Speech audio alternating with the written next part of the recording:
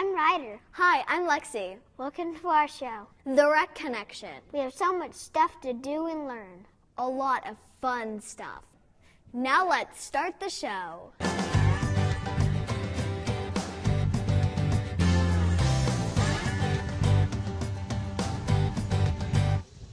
Today we are banding ruby-throated hummingbirds. It's part of a research project, a whole research project that I'm doing. But mostly we're here today to teach people about ruby-throated hummingbirds and why we band birds.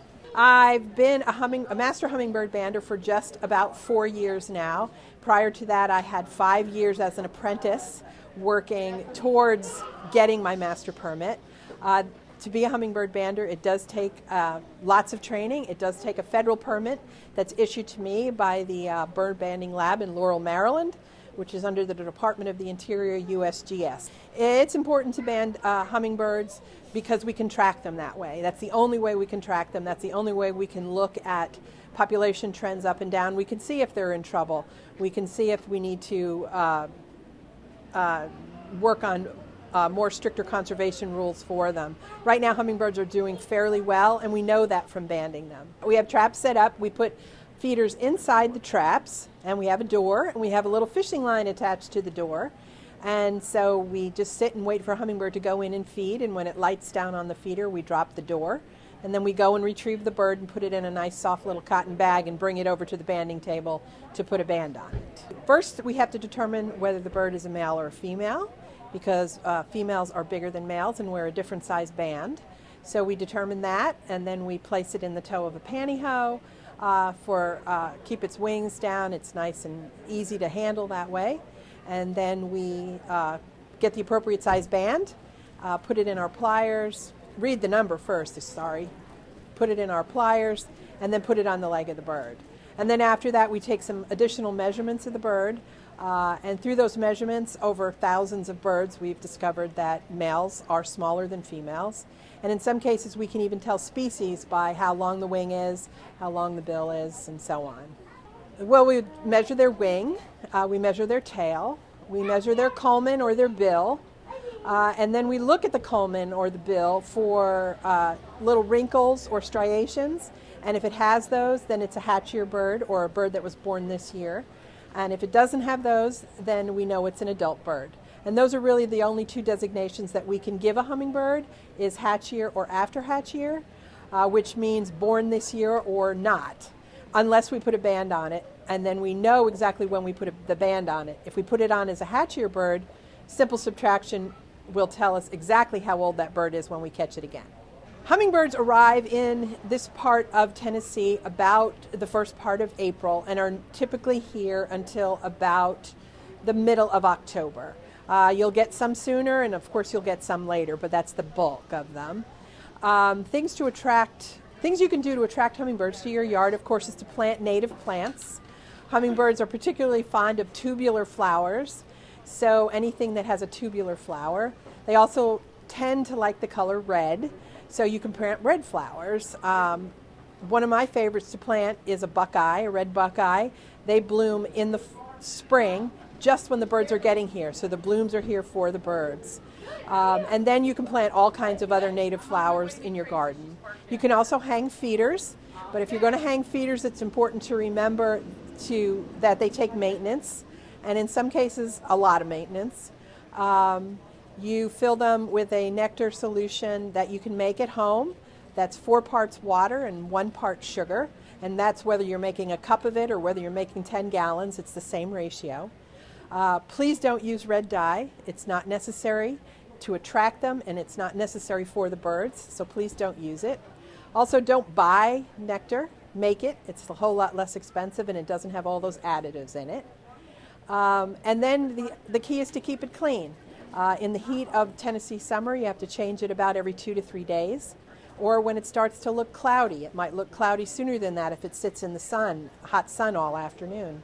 But just keep it clear and clean, and keep your feeders clean, because black mold will kill hummingbirds, so you want to make sure that's not on your feeders. Ruby-throated hummingbirds, their territory is from the Gulf Coast all the way up into southern Canada.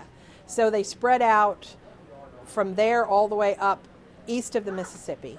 And so that's where it's their breeding territory, and that's where they are this time of the year. So when the days start to shorten and the breeding season is over, they are moving south, and they will go all the way down into Mexico and as far down as northern Panama for the winter. And while they're down there, they're low man on the totem pole because there are hummingbirds that are down there year-round. And so they go down there and they feed and they molt their flight feathers and get all ready to come back next spring to breed and produce the next generation of hummingbirds.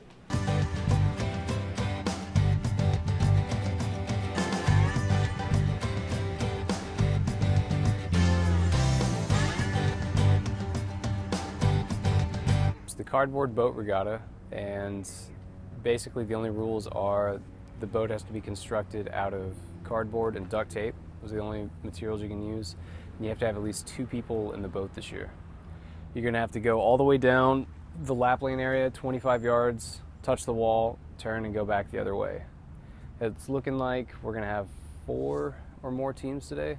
You can look up designs online. There's plenty of options. Things will explain to you what to make. But you really it's just sheets of cardboard and then just rolls and rolls and rolls of duct tape. This is our second year to have the event and our biggest so far. Last year we just had a staff boat and one other person show up, and we've already doubled that at least so far. And I don't remember quite who came up with the idea. I think we saw it online and we just decided to go for it. And it took us about a year to get it together, got it approved, everything went through, and it's getting bigger every year. I was planning to just attend, but we called in and they asked if we were going to participate, and I was like, no, but then I thought, well, maybe yes. And so I've got 2 boys, they're 6 and 8, and this is really kind of maybe a wind-up to an entry for them later on. So that was the plan. And I roped Jalen into it, and she's a good sport. Well, I built it in 3 days, so available cardboard boxes, that was the primary design element and the easiest construction. So I hauled out 7 copy paper boxes from work, which made me look a little crazy, but it was a lot of fun. So that was the boxes are really firm. We'll see how that works out for us. Lots of duct tape and very narrow. We might go a little wider next year. So we're definitely planning next year's entry.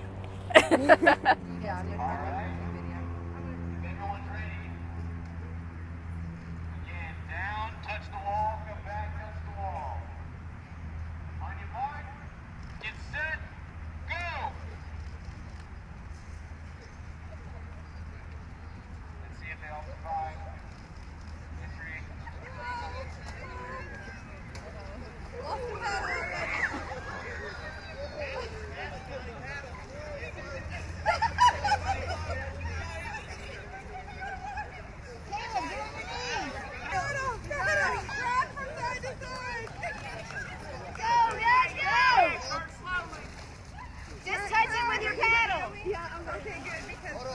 Just touch it with your paddle. Touch with your paddle. Turn around. You got it, guys. Go.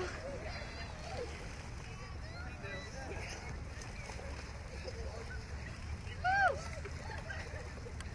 I got it. Woo-hoo. I'm so glad you're taking pictures.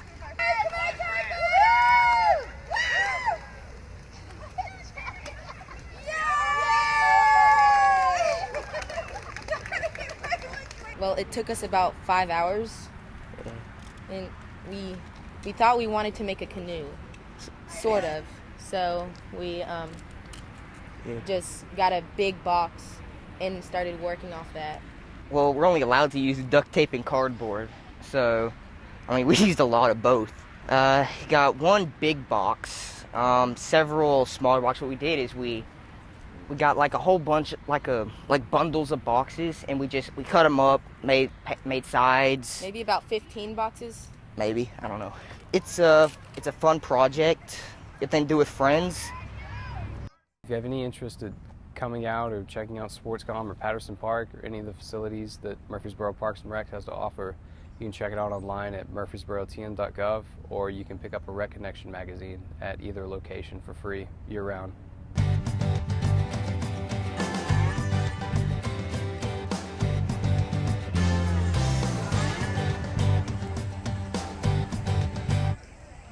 This is the Greenway Art Festival. This is the 15th year that we've had it.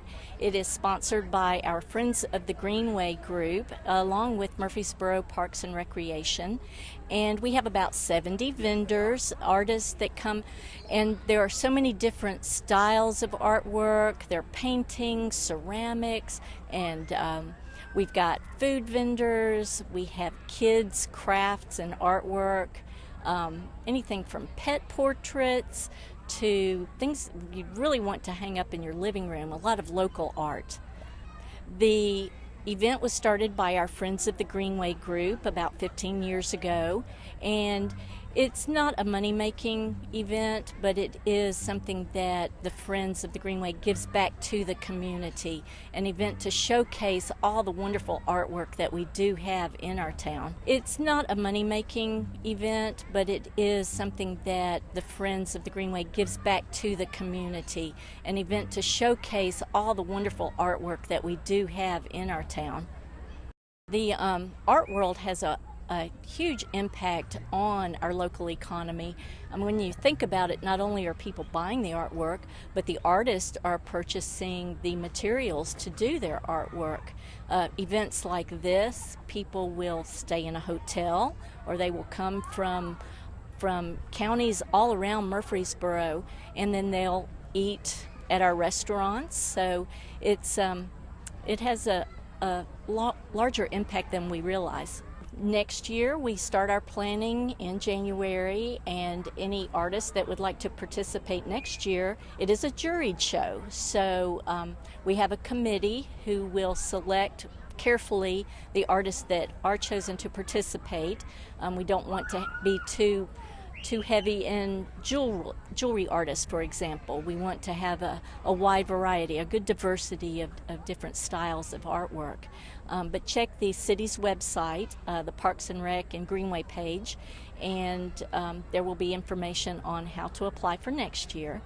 We have our Friends of the Greenway tent here, as well as our Murfreesboro Parks and Rec tent, and we are very happy to answer questions, and there are a lot of different programs and events that do happen on our Greenway.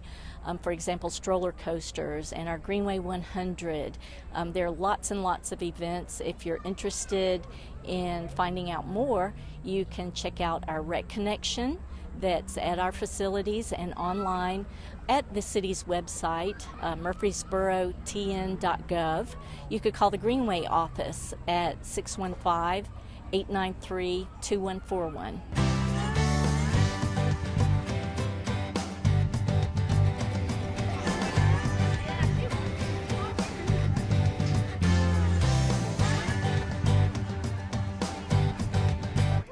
It's been getting bigger and bigger each year. It's great. I think last year we had around 400 dogs or more, and the year before that it was around 300. So I have no idea what's about to happen when all these dogs come in. It could be 500 plus this year.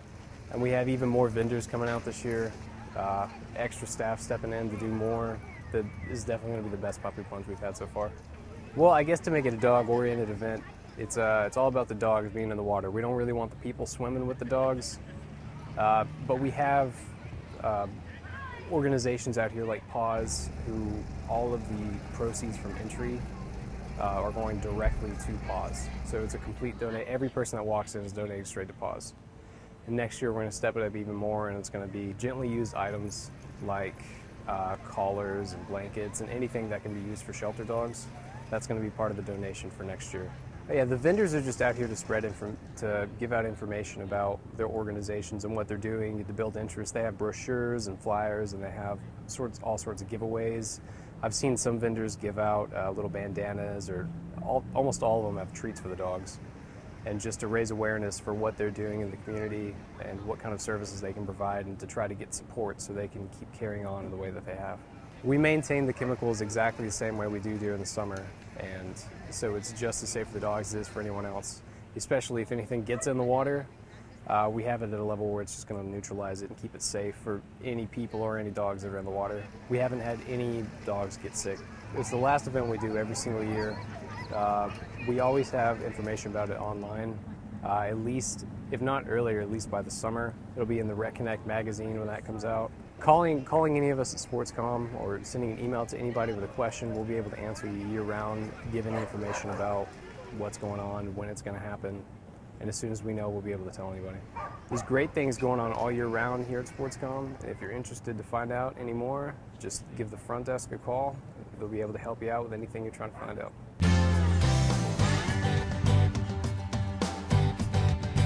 My name's Nate Williams. I'm the Assistant Director for Murfreesboro Parks and Recreation.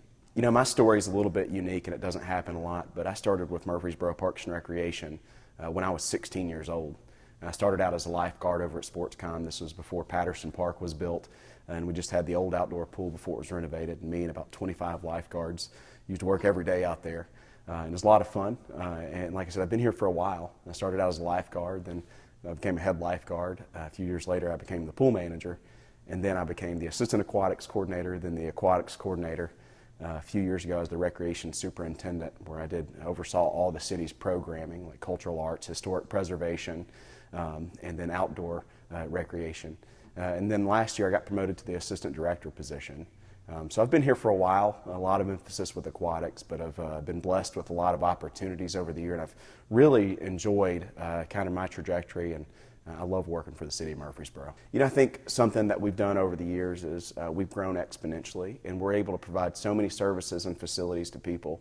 And that's what really makes us unique, is that we have something I really genuinely believe that everybody in Murfreesboro can enjoy. And I like to say you enjoy Murfreesboro in just a unique way. If it's going to one of our museums or historic sites or athletic fields or some of our pools, to anything that we have. A lot of people love our Greenway, but just to be able to, across the board, provide things, provide services and programs at just a high level that people love, it's the greatest part of my job. We are very big. We've got a lot of staff. We've got almost 300 staff members, and they do so many different things. What makes it easier for us is we have great leadership throughout our department, our superintendents, the programmers who are so creative. They're always cutting edge, and they're looking to do new and innovative things that really always provide the best services for our public. I take a lot of pride when we go out to programs or events or sporting events and seeing people enjoying the park or the facility or the program for its intended use. And a lot of times when people bring in new program or ideas or events, I really gauge it on, you know, is this something my family would enjoy? And most of the time it is. Like I said, our staff just continually looks for things. They look across the nation to see what other organizations, what other communities are providing for their public, and try to make sure we stay on the cutting edge of our services. And in turn, that's helped us. I think we've gained a lot of trust throughout the community, and that we're going to provide those types of programs and services. And we've been really fortunate to have the support of our administration and council leadership, and they believe in what we do, and we're very thankful for that. You know, I think we're looking ahead. We're the 10th fastest growing community in the nation. What we're trying to do right now is make sure we stay ahead of the curve and making sure we can continue the track to provide the facilities that this community deserves. So right now we're looking far ahead, figuring out where we need to add parks, where we need to keep up parks, and at the same time, what projects we need to do to make sure we maintain our level of service throughout the park system, and make sure people, when they go to a park or they go to a program, they're getting great customer service and we're exceeding their expectations. Like I say all the time, we've got something for everybody in Murfreesboro. I encourage people to go to our website, go to our Facebook page, come out and look at all of the different facilities we have. We have great wellness facilities, we have great pools, we have a nice greenway system that seems like it's growing exponentially all the time. So I just encourage everybody to get out there, get outside, get involved, get plugged in, and see what we have to offer.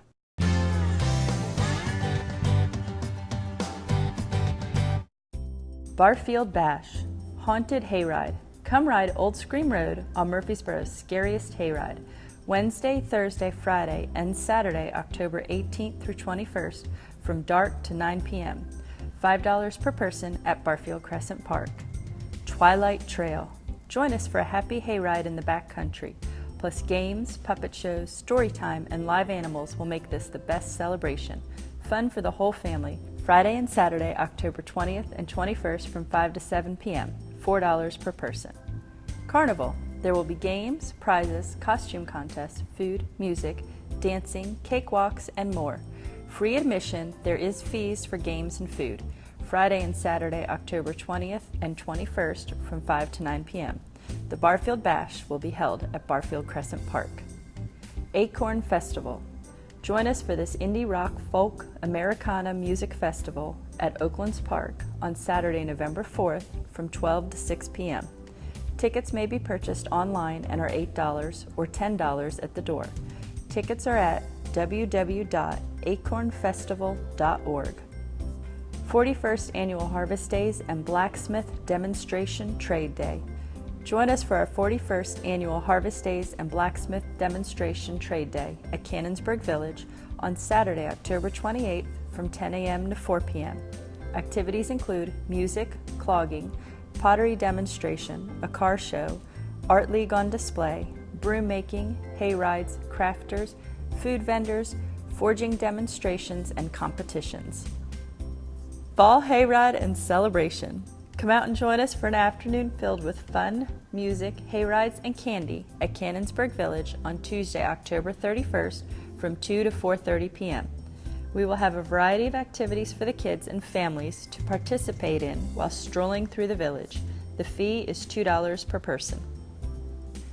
19th Annual Fall Harvest Hayride. Listen to live music as you toast marshmallows and eat s'mores around the campfire on Friday, November 3rd from 5:30 to 8:30 p.m. An old-fashioned hayride along the Greenway is great fun for the whole family. Join us at the General Bragg Trailhead. The fee is $2 per person. Ages 2 and under and Friends of the Greenway members are free. The price includes a hayride and one s'more. Additional food will be sold separately. Sponsored in part by the Friends of the Greenway. Beginner backpacking. If you want to try backpacking for the first time, but you don't know where to begin or you don't have the gear, this program is for you. The first day's hike will traverse through shady woodlands with crystal clear mountain creeks. The easy trail will eventually lead us to the striking 50-foot Greeter Falls. We will stay overnight at a backcountry campground near Greeter. On day 2, we will hike on a scenic Gulf Rim trail to one of the most beautiful vistas in Middle Tennessee, Stone Door.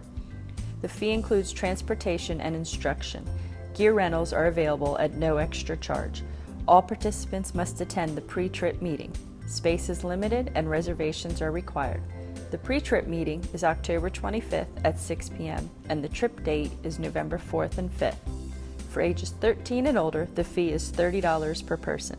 Contact Lauren Hughes at 615-217-3017 for more information. Stones River Kayak Fishing. It is fishing at its finest in a kayak.